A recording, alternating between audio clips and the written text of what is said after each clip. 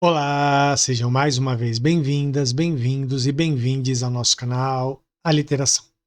Bom, gente, antes de falar sobre o assunto do nosso vídeo de hoje, eu já quero pedir a vocês que curtam o vídeo, comentem, compartilhem, se inscrevam no nosso canal, se ainda não se inscreveram, se já se inscreveram no nosso canal, ajude a divulgar o nosso trabalho, chama as pessoas que vocês conhecem e que vocês sabem que vão gostar do nosso conteúdo para seguir o nosso canal, enfim.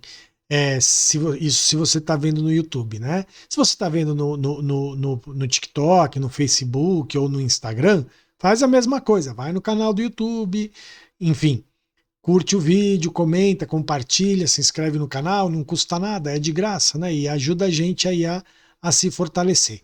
Da mesma maneira, peço para seguir a nossa página A Literação lá no Facebook, sim, seguir as nossas redes sociais, o Instagram, o TikTok, o Twitter, enfim, o X, né?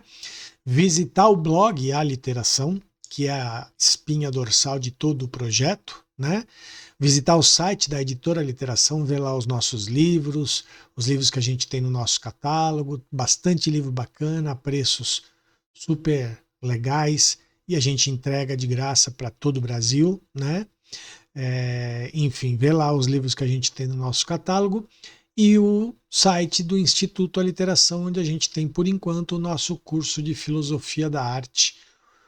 Pergunta que não quer calar, afinal, o que é a arte? Um curso bem bacana, de 45 horas de duração, com 9 aulas, certificado ao final e um valor super acessível. Tá? Você paga só R$ 100 pelo curso.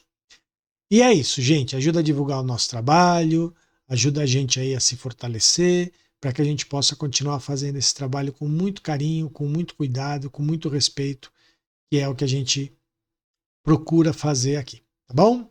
Sempre trazendo assuntos bacanas sobre arte, sobre cultura, sobre educação, sobre política, sobre literatura, enfim. E é isso, de uma maneira sempre cuidadosa e, na medida do possível, aprofundada, né?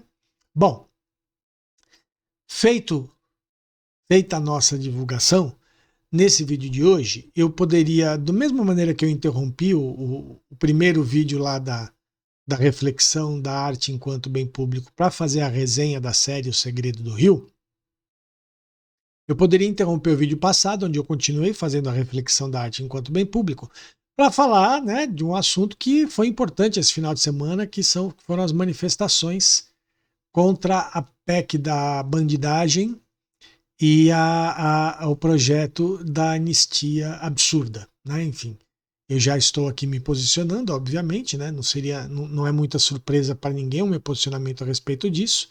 A PEC da blindagem, como foi oficialmente colocada, né? Ou a PEC das prerrogativas, né? Na verdade, é a PEC da bandidagem. Enfim. E aí, nesse domingo, né? Domingo passado, nós tivemos atos pelo Brasil inteiro contra, né, atos chamados pela esquerda contra a PEC. Então, talvez eu devesse falar sobre isso, enfim, né? Os atos foram maravilhosos, foram lindos, foram grandes, muita gente na rua, a direita ficou chocada, surpresa, não achou que ia ter tanta gente na rua, aí já começou a deslegitimar, falando, porque contratou artista, porque não sei o quê, porque chamou o artista, na verdade não contratou ninguém, né?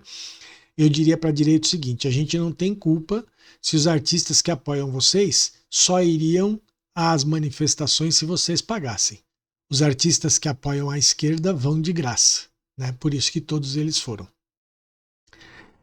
Fora isso, tem toda a questão, não chama artista, mas pastor convoca fiel para ir, né? Convoca fiel no culto para ir, enfim, freta ônibus, essas coisas todas. Mas eu não vou falar sobre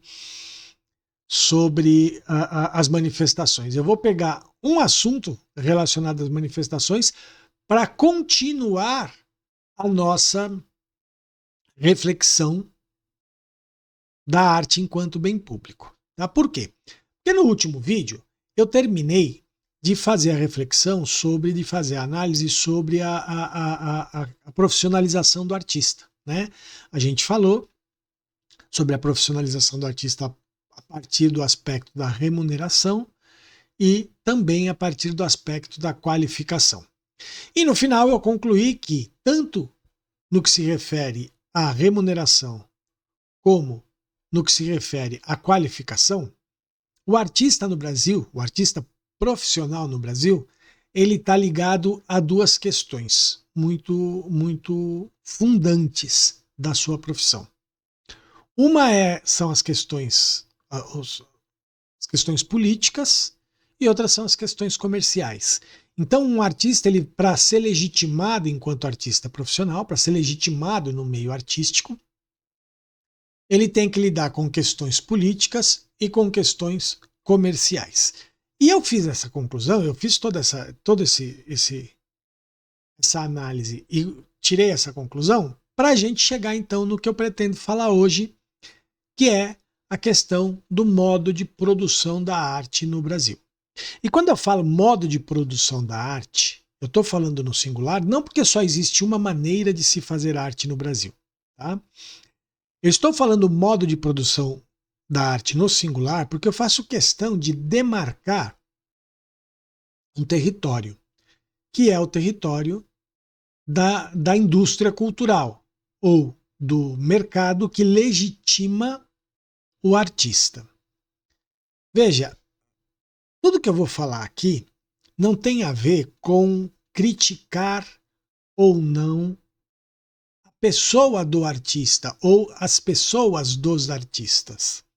Eu quero fazer uma análise de um modo de produção, ou seja, de um sistema de produção. Por isso que eu coloquei no singular. Dentro desse modo de produção, existem várias formas de se fazer. Tá? E fora desse modo de produção, também existem várias formas de se fazer. E a grande discussão aqui é o que é possível fazer dentro, o que é possível fazer fora, a partir da ideia de que o artista está sempre ligado a questões políticas ou questões comerciais.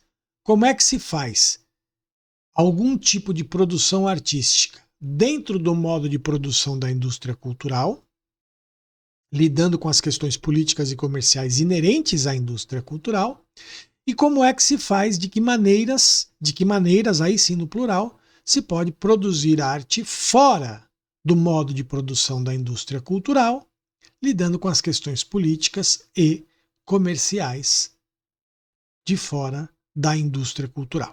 Tá bom? Então vamos lá, o que eu estou chamando de modo de produção no singular da indústria cultural. Aqui no Brasil, e é óbvio, em outros países do mundo também, mas a minha preocupação é refletir sobre a arte no Brasil. Aqui no Brasil, a arte, aquela que é legitimada, ela é produzida, em sua grande parte,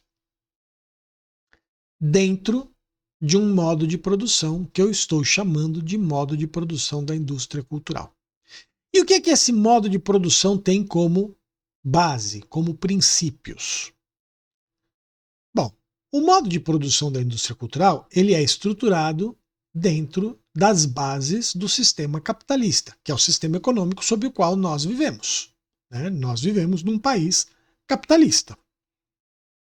Então, a indústria cultural, como qualquer outra indústria, mas enfim, a indústria cultural, ela trabalha o modo de produção com base capitalista. Por isso que eu coloco o modo de produção no singular. O modo de produção dentro da indústria cultural, ele segue os preceitos do capitalismo, independentemente da forma de se fazer.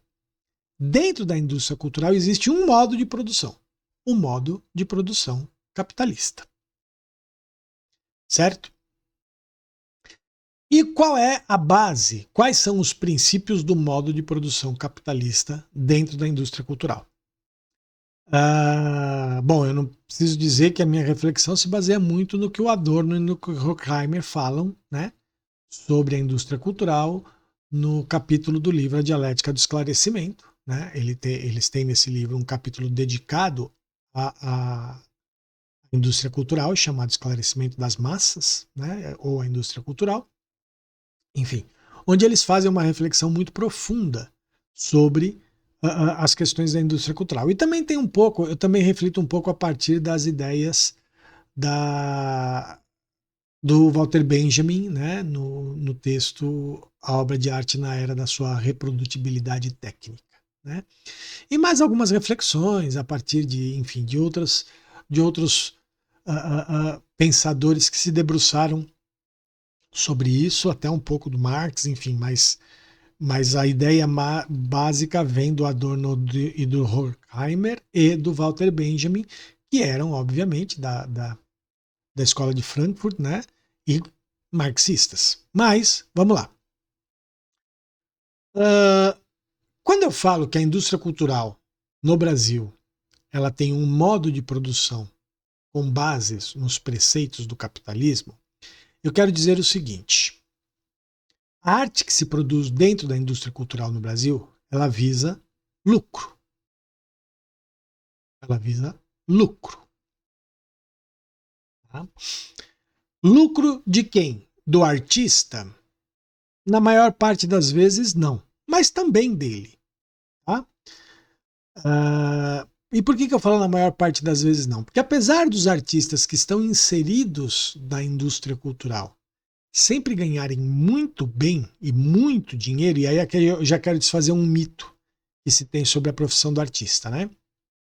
Todo adolescente que quer fazer arte, quer ser artista, ser ator, ser atriz, ser músico, enfim, ser cantor, cantora, escritor, escritora, enfim.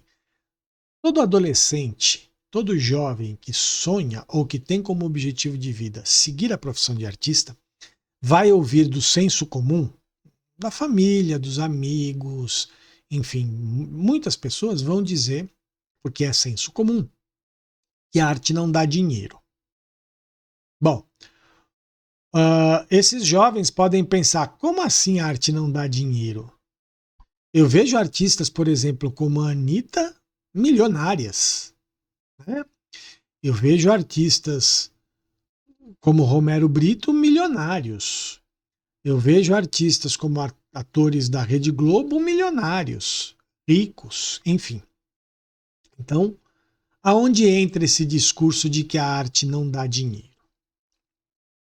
Então, o artista, dentro da indústria cultural, ele ganha muito bem, ele é muito bem remunerado pelo seu trabalho. Mas, às vezes, e muitas vezes, o lucro do trabalho dele não vai para ele. Vai para o empresário, vai para a produtora, enfim, né? Então, vamos pegar um exemplo. Né? O elenco do remake, né, da nova versão de Vale Tudo, que está no ar agora, e isso aqui não é um merchan, tá? É só uma constatação. Até porque eu não assisto. Né? Então, assim. E não assisto não é porque, eu não assisto novela. Não, não assisto porque não me interessa um remake de uma novela que eu já assisti, a versão original, enfim. E não tem muito tempo para isso também. Mas, vamos lá. Então, os atores da nova versão de Vale Tudo ganham muito bem. Esses dias eu li aí uma reportagem que mostrou quanto cada ator estaria ganhando. Né? E aí você vê, tem ator ganhando aí 500 mil para fazer a novela, tem ator ganhando 200 mil para fazer a novela, tem ator ganhando 700 mil para fazer a novela, enfim. Então veja, se a gente pegar, bom, a novela fica 6 meses no ar. Se um ator está ganhando, sei lá, 300 mil para fazer a novela, 6 meses, ele está ganhando aí em torno de 50 mil reais por mês, só para fazer a novela. Lembrando que esses atores fazem outros trabalhos, enfim. Então dizer que uma pessoa que ganha 50 mil reais por mês não ganha bem, não ganha dinheiro, eu acho meio esquisito. Então o artista ganha bem, né? Ganha-se dinheiro com arte. Isso sem falar nos artistas que realmente levam o lucro do seu trabalho, né? Mas veja, quando eu falo que o objetivo é produzir lucro, né? O que acontece? Quando o artista faz um show, quando o lucro, por exemplo, no caso da novela, o lucro não vai para o artista, claro, o lucro vai para a emissora, né? Então, o quanto a Globo fatura com publicidade por conta da novela, venda de espaço no comercial da novela, venda de espaço publicitário na própria novela, que é hoje em dia talvez a publicidade mais cara, enfim.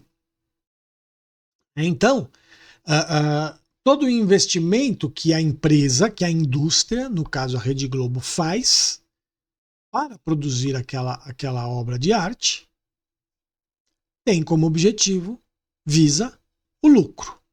Então, dentro do modo de produção da indústria cultural, primeira coisa que a gente tem que ver: produz-se arte visando o lucro.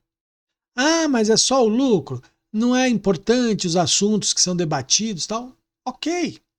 Aí a gente tem que pensar o seguinte: você vai produzir um produto de alta qualidade, porque senão você não vende. Senão você não obtém o seu objetivo, que é o lucro.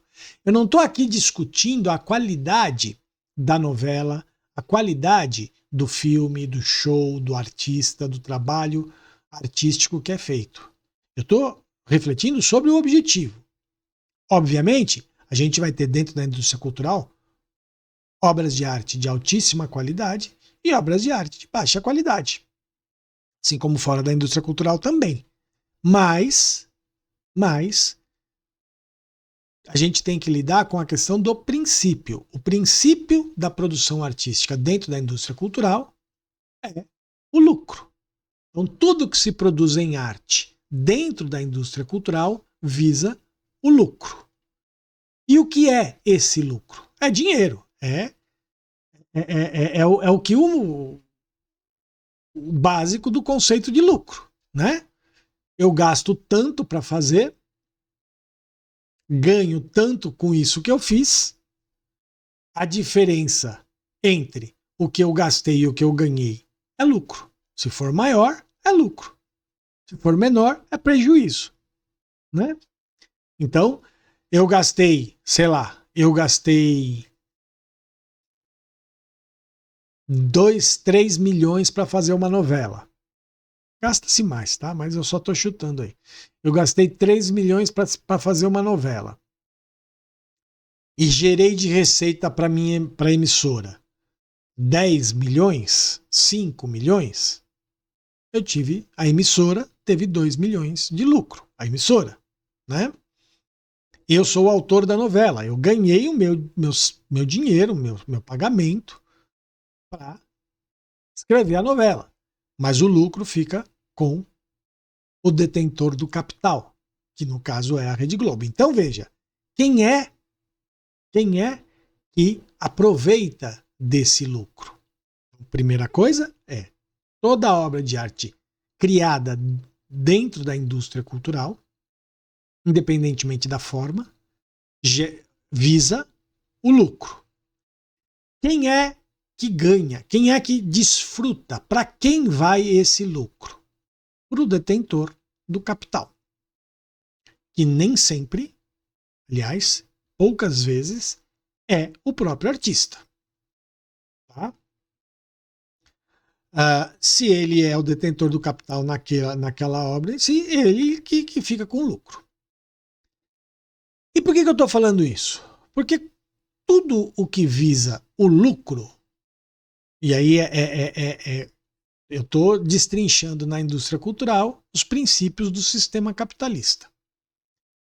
Tudo o que visa o lucro vai, de alguma maneira, fabricar excedente. Né? Vai fabricar excedente. E por que fabrica excedente? Pode parecer meio paradoxal isso, né? Mas se está visando lucro, eu vou fabricar excedente? Vai. Vamos pegar a indústria automobilística. A indústria automobilística produz 5 mil carros por dia. Desses 5 mil carros por dia, ela vai vender, sei lá, 4.000 carros ou 3.000 carros. Os 2.000 que sobraram, ou 1.000 que sobrou, é excedente. Ah, por que a indústria faz isso? Ela vai vender tudo, não vai vender tudo. Ela produz este excedente. Por quê? Porque ela tem que lidar com a expectativa de conseguir vender mais.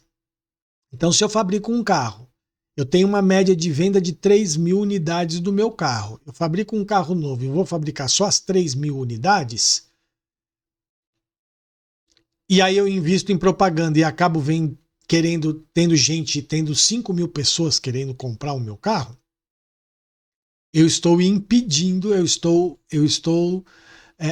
dificultando, porque aí eu não vou conseguir fabricar de novo. Né? Gente, eu estou fazendo isso de uma maneira bem superficial, tá? É só para a gente entender mesmo. Eu não vou conseguir fabricar de novo, não vai dar tempo de fabricar de novo, porque a indústria é muito rápida. Né? Então, para eu não correr o risco de conseguir vender mais de 3.000 carros e não ter esses mais de 3.000 carros para entregar, eu fabrico um excedente, visando lucro. Ah, mas e se eu não vendo esse excedente, eu tomo prejuízo? Não tomo, porque a fabricação, a produção do excedente já está calculada no valor dos 3.000 que eu já vendo. Né? Então eu calculo um valor para o carro, para o produto que eu produzo, e aí eu estou falando de carro, mas eu calculo um valor para o produto que eu produzo para produzir excedente, para poder produzir excedente, e já incluir o valor desse excedente nas unidades que eu vender. Obviamente, às vezes acontece de tomar prejuízo, e aí você lança um produto que não fez sucesso, você não vende nem os 3.000 que você imaginou que você ia vender, encalha, aí você faz oferta. Tudo isso acontece, faz parte da dinâmica para você, então, minimizar o prejuízo ou maximizar o lucro. Tá? Mas o que eu estou querendo dizer é que, conceitualmente, se fabrica excedente justamente para visar o lucro, por mais paradoxal que possa parecer. Você fabrica o excedente para que você possa, então, maximizar seu lucro. Tá? Então, vamos lá. No modo de produção capitalista, a indústria cultural, como qualquer outra indústria, ela cria os seus produtos, no caso, as suas obras de arte, visando lucro. Mas aonde está o excedente dentro da indústria cultural? E aí é que muda. Porque, óbvio, você não vai produzir. Tem até essa coisa de você produzir muita coisa. Né? Você faz 252 shows, você faz 52 novelas ao mesmo tempo. Tal. Tudo bem, eu sei. Mas o excedente na indústria cultural não é o excedente material como é nas outras indústrias. Nas indústrias de bens de consumo materiais, alimentos, carros, roupas, computadores, enfim, o excedente ele é material, é na quantidade de produtos. Na indústria cultural, o excedente é simbólico, ou seja, você produz excedente de ideias, de pensamentos, de simbologias. Você produz um excedente de símbolos dentro do imaginário do país. Por quê? Porque ao produzir esse excedente, você consegue substituir um produto pelo outro facilmente e esse produto ser consumido. E de novo eu vou usar a novela como exemplo. Né? Como exemplo. A novela tem uma estrutura. Mocinha, vilã, herói, heroína, enfim. Né? O galã e tal, não sei o quê. Os núcleos, XYZ, tal. Ou seja, você tem um conjunto de símbolos já pré-definidos e você alimenta esse conjunto de símbolos com diversas obras de arte diferente. E aí você mantém, então, esses símbolos como símbolos vendáveis. Isso é o tal do excedente simbólico. Você produz excedente simbólico. Tá? Na música, a mesma coisa. Você cria um determinado tipo de andamento musical, um determinado conjunto de assuntos que as canções vão tratar, maneiras de tratar esses assuntos, para você ir criando, então, um repertório de símbolos que se perpetuam, né, nos diversos produtos artísticos que são consumidos pelo público. Então esse é o princípio da ideia do excedente simbólico da indústria cultural. Ah, mas não, mas as histórias são diferentes, não sei o quê. Sim, as histórias são diferentes, mas o conjunto de símbolos é muito parecido. Né? O próprio Adorno vai falar que a indústria cultural é forte em produzir sempre a mesma coisa. Né? E quando ele está falando de produzir sempre a mesma coisa, ele não está falando de produzir sempre tudo igual. Então, por exemplo, você tem vou usar o carro de novo. Você tem um carro, os carros não são todos iguais, mas eles têm um conjunto de coisas. Ah, então, multimídia, freio ABS, e não sei o que, e não sei o que lá. Quer dizer, você tem, e aí eu estou falando do carro porque o carro é um produto híbrido, né? Ele tem o excedente material do carro, mas ele tem um excedente simbólico, porque na verdade toda a indústria acaba criando um certo excedente simbólico nos seus produtos, porque esses produtos precisam ser consumidos, né? Mas na indústria cultural você só lida com excedente simbólico, tá? Então esse excedente simbólico é isso, é um conjunto né? O David Mamet é um cineasta, enfim, né? Ele escreveu um livro chamado Os Três Usos da Faca. E nesse livro ele fala uma coisa muito interessante, que ele fala assim: uma TV por assinatura, ele escreveu isso na época que não tinha streaming, mas vamos atualizar para o streaming, né? Ou uma TV por assinatura com 70 canais não nos oferece 70 opções diferentes. Nos oferece 70 vezes a mesma coisa. Né? Nos dá 70 formas diferentes da mesma opção.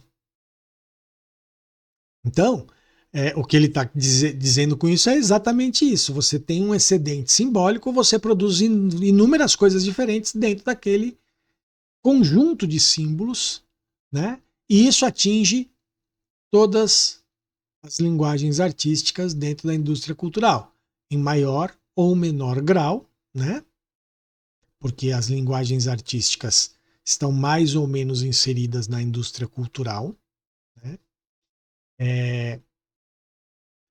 Então, mas se estão dentro da indústria cultural, a ideia é essa. A ideia é produzir excedente simbólico para você poder, né? Então, no teatro, por exemplo, se você vai ver musical, as histórias dos musicais são todas diferentes, mas a estrutura dos musicais é a mesma.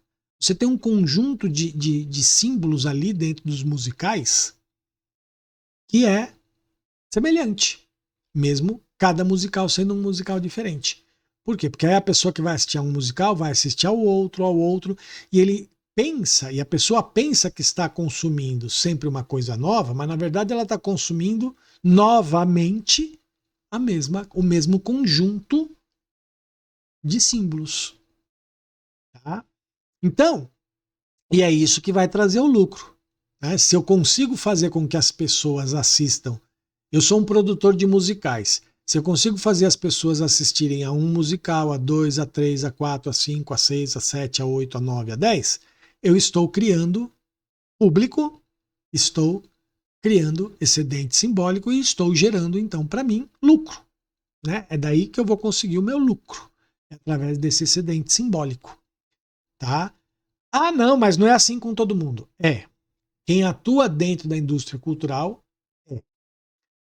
não é todo mundo que tem o mesmo sucesso, não é todo mundo que tem o mesmo alcance, Não estamos aqui falando disso, estamos aqui falando de objetivo. Então, o objetivo é gerar lucro, e para gerar lucro, então, eu crio um excedente simbólico. Princípios do capitalismo: geração de lucro e criação de excedente. E para isso, para eu poder criar gerar esse lucro e criar esse excedente, eu preciso então tratar a obra artística como um produto a ser consumido. Veja, eu não trato a obra de arte como algo em si, né? Então, o artista não vai criar, e eu estou falando do artista, seja individual, seja coletivo, enfim, o artista não vai criar a obra por ela, por um impulso criativo, por uma inspiração. Não. O artista vai criar a obra pensando em tornar esta obra, pensando que o resultado desse processo de criação artística, ou seja, a obra, tem que ser um produto consumido por um número grande de pessoas para então gerar o lucro. Tá? Reparem, e eu quero reforçar isso, que eu não estou em nenhum momento falando de qualidade artística, estou falando de objetivos. Tá? Obviamente, eu tenho críticas ao modo de produção da indústria cultural, porque eu tenho críticas ao modo de produção capitalista, eu sou um anticapitalista convicto, né? Mas eu estou aqui só para falar sobre isso. Então vamos guardar, né? O nosso vídeo já está um pouco longo, vamos guardar para o vídeo de hoje isso. Dentro do modo de produção da indústria cultural, o que impera, o que estrutura o modo de produção da indústria cultural são os preceitos do sistema capitalista de produção. E quais são esses preceitos? São só esses 3? Não, eu estou colocando 3, que são os mais importantes para nós. Primeiro, geração de lucro. Segundo, criação de excedente, e no caso da indústria cultural, excedente simbólico. E terceiro, olhar o produto artístico, no caso a obra de arte, como algo a ser consumido por um grande número de pessoas. Ah, mas não é todo artista que quer ser lido por um monte de gente? Você não gostaria que todo mundo lesse seus livros? É claro que eu gostaria que todo mundo lesse meus livros. É claro que eu gostaria que toda vez que eu fosse fazer uma peça de teatro, o teatro estivesse lotado todos os dias. Mas uma coisa é o meu desejo individual, interno. Outra coisa é o meu objetivo ao fazer a minha obra. Tá? E é um pouco sobre isso que a gente vai falar depois. Porque, por exemplo, eu sou um artista que, obviamente, gostaria de ser muito lido. Vou falar de livros agora porque eu atualmente estou na área da literatura. O teatro é uma coisa mais do passado, né? Então, quando eu escrevo um livro ou quando eu escrevo um texto, é claro que eu quero que as pessoas leiam. Mas querer que as pessoas leiam não é necessariamente querer que as pessoas comprem. Tá? Por quê? Porque quando eu escrevo o livro, eu não vou ter como objetivo, então, criar um produto que faça com que um monte de gente compre o meu livro. Não é esse o meu objetivo. Eu crio dentro de com outros objetivos, eu crio com outros parâmetros, porque eu crio fora do modo de produção da indústria cultural. Tá? Mesmo tendo o desejo de que esse livro seja lido por um monte de gente. E eu vou chegar lá, então, mas então, você quer que seja lido por um monte de gente, você quer que um monte de gente compre. Quando a gente estiver falando do modo de produção fora da indústria cultural, a gente vai chegar lá. Tá? E eu vou contar umas historinhas muito interessantes que eu vivi na minha vida. Tá bom? Mas é isso. Vamos guardar isso por enquanto, porque o vídeo já está longo. E a gente vai continuar, então, depois dessa nossa reflexão sobre o modo de produção dentro da indústria cultural, para poder a gente chegar lá na frente com a ideia da arte enquanto bem público. Certo? É isso, gente. Mais uma vez eu peço a todas, todos e todes que curtam o vídeo, comentem, compartilhem, se inscrevam no canal, né? Chamem as pessoas para se inscreverem no canal, chama lá as pessoas que você gosta ou as que você não gosta, né?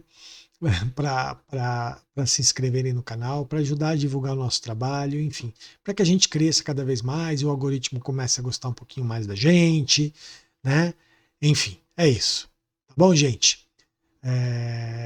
Vão lá no TikTok, no Instagram, no Facebook, no X, enfim, no Spotify, a gente está lá em todos esses lugares. Blog Aliteração, site da Editora Aliteração, site, página do Instituto Aliteração.